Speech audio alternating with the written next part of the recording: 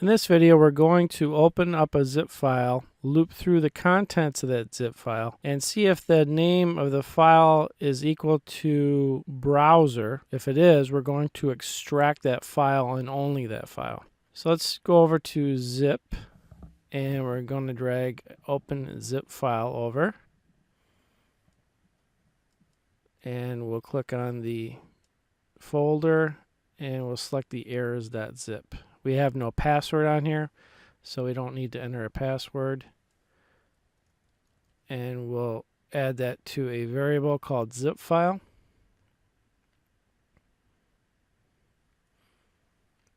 And we will loop through those zip files. So loop zip files. And we'll select the zip file variable we created. Now on the zip files, it could either be a directory or a file. Since we could have zip filed a bunch of directories, we need to make sure that we're actually getting a file and not a directory. So in order to do that, we go to Contents, and we pull over a directory search, or check, a directory check. Since we're in a loop, we want the current item, and we'll set that to is directory.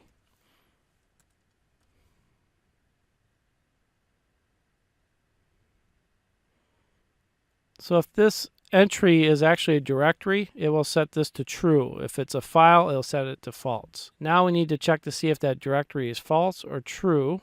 Under flow actions, we'll do an if statement. If is directory is equal to false, then we know it's a file.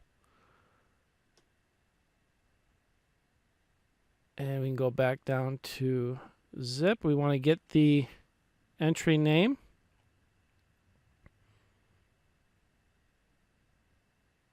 This will be current item as well. And we'll type in file name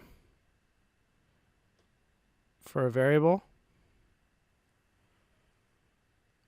Now we want to check to see if that file name contains a value. Under text, check for text. We can see if that file name has, we'll select the file name. If it has browser, we're going to want to extract that.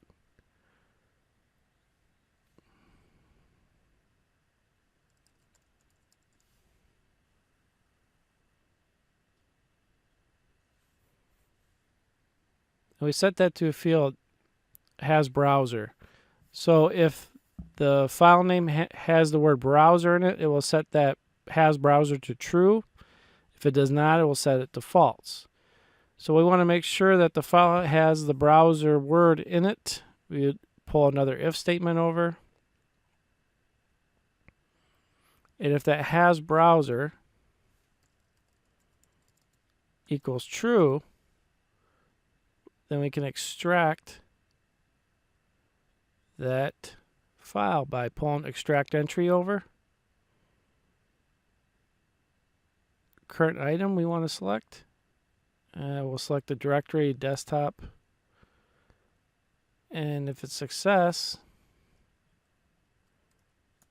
it will send back a true, a false if it was not. Okay, let's close this up a little bit. Now we open up the zip file here, and we set that to a variable. We loop through the zip files. Now within those entries, it may be a directory, since a lot of times we check recursive, which if it's a directory within a directory, it will keep that structure. So we have to make sure that entry is not a directory. And we do that by directory check, and we set that to is directory. If is directory is false, that means it's a file. Then we get the entry name. And we only want files with the word browser in it. So we check that file name and see if it has browser. If it does have browser, it will return a true, and then we'll extract that from the zip file.